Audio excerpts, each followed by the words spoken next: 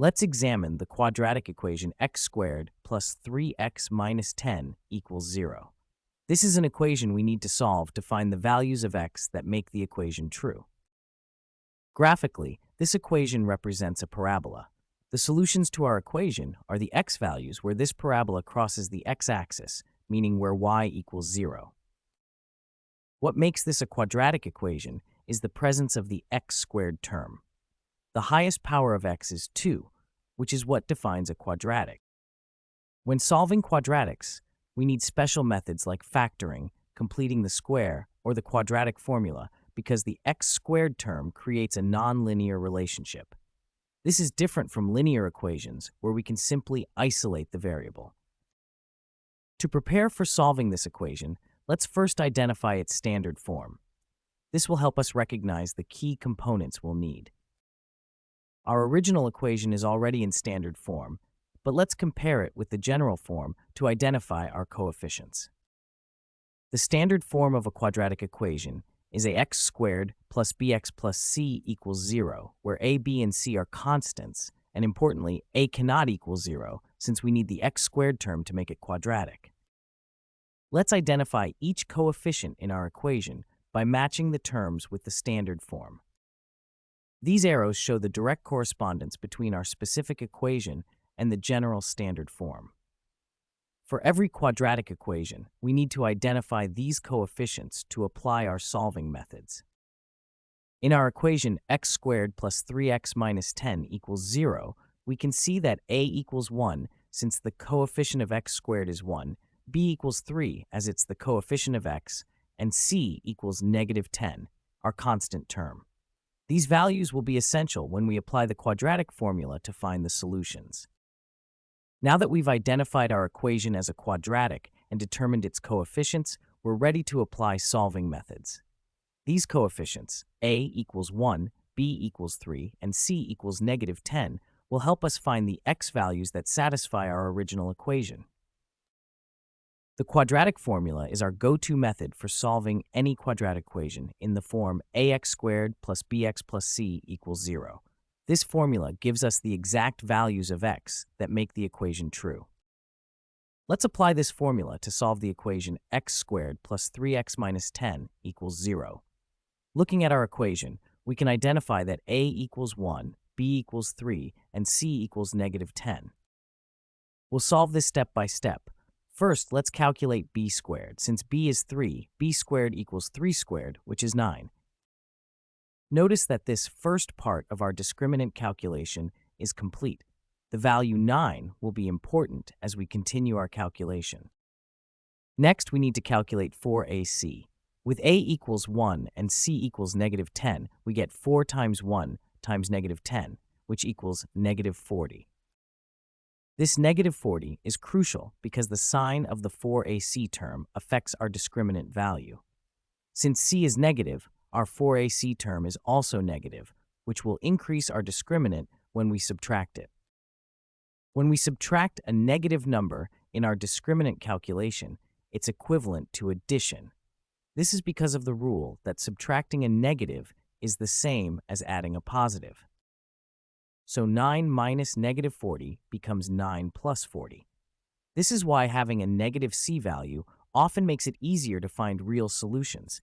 It tends to make the discriminant larger and positive. Now we can add 9 and 40 to get 49 under the radical.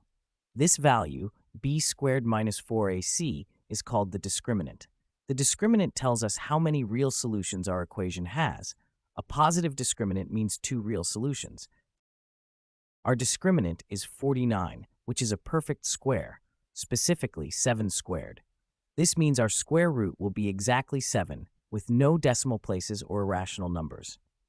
When we have a perfect square as our discriminant, it often makes the final calculations much cleaner. With our discriminant calculated, we're now ready to find the actual solutions by taking the square root of 49 and completing the formula. Since the discriminant is positive, we know our quadratic equation will have exactly 2 real solutions. Now that we've applied the quadratic formula to our equation, we have x equals negative 3 plus or minus the square root of 49, all divided by 2. Let's simplify this expression to find our exact solutions. The square root of 49 is a perfect square that we can calculate directly. Since 7 times 7 equals 49, the square root of 49 equals 7. Now we can substitute this value back into our original expression. This will simplify our formula and bring us closer to the final answer.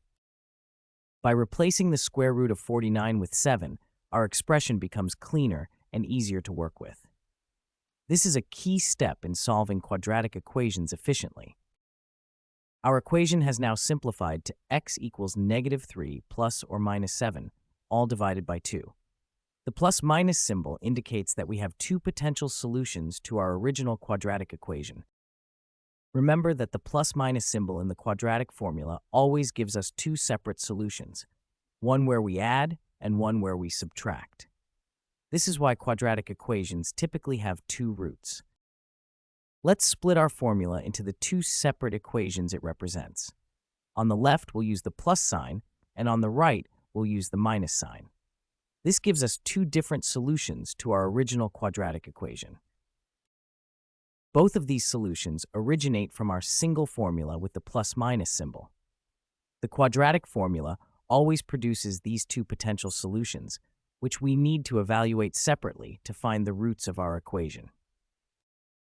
In the first equation, we're adding 7 to -3, while in the second equation, we're subtracting 7 from -3. Each of these operations will give us a different x value, and both values are valid solutions to our original quadratic equation. With our expressions broken down into these simpler forms, we can now perform the remaining arithmetic to find the exact numerical values for x.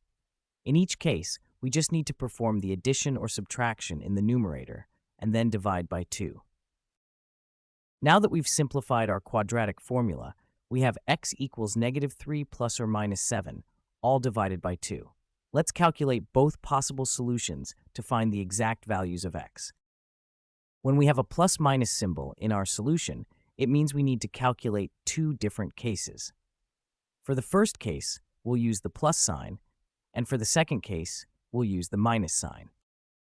Let's start with the first case. When we add -3 and +7, we get +4 in the numerator. Notice how the negative and positive values combine according to the rules of addition with signed numbers. Now we divide 4 by 2, giving us our first solution, x equals 2. This is one of the values that will make our original quadratic equation equal to 0. For our second case, we subtract 7 from -3. That's the same as adding -7 to -3, which gives us -10. Remember that subtracting a positive number is the same as adding a negative number. Dividing -10 by 2 gives us -5. So our second solution is x equals -5. When we substitute this value into our original quadratic equation, it will also make the equation equal to 0. Now that we've worked through both calculations step by step, let's clear our workspace and focus on the two solutions we've found. Our quadratic equation has exactly two solutions, x equals 2 or x equals -5. These are the only two values that satisfy our original equation. I'm highlighting both solutions to emphasize that either value will work in our original equation. This demonstrates a key feature of quadratic equations. They typically have two solutions, unlike linear equations, which have only one.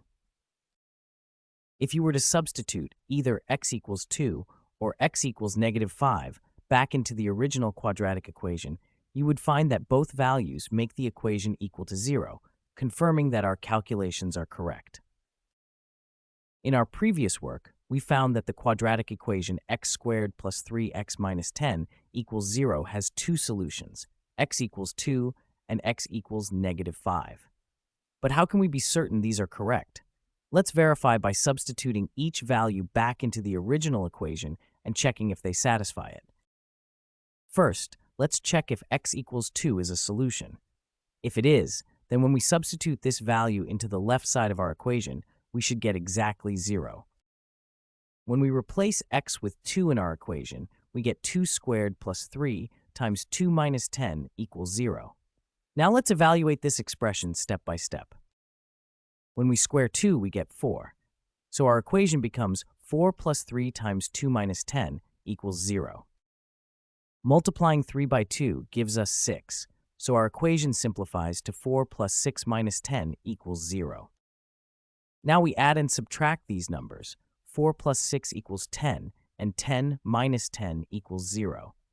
Since we've arrived at 0 equals 0, which is a true statement, this confirms that x equals 2 is indeed a solution to our original quadratic equation. Now let's verify our second solution, x equals -5. We'll follow the same process of substitution and see if the equation is satisfied. When we substitute -5 for x in our equation, we get -5 squared plus 3 times -5 minus 10 equals 0. Let's evaluate this expression. Remember that when we square a negative number, the result is positive. So -5 squared equals 25. This gives us 25 plus 3 times -5 minus 10 equals 0. Multiplying 3 by -5 gives us -15. So our equation becomes 25 plus -15 minus 10 equals 0. We can rewrite this as 25 minus 15 minus 10 equals 0, which is easier to calculate. Evaluating further, 25 minus 15 equals 10, and 10 minus 10 equals 0. Again, we've reached the true statement 0 equals 0, confirming that x equals -5 is also a valid solution to our quadratic equation. This verification process demonstrates an important concept in algebra.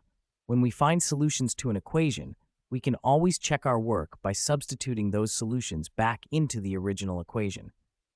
Both x equals 2 and x equals -5 produce the identity 0 equals 0, confirming they are the exact solutions to x squared plus 3x minus 10 equals 0.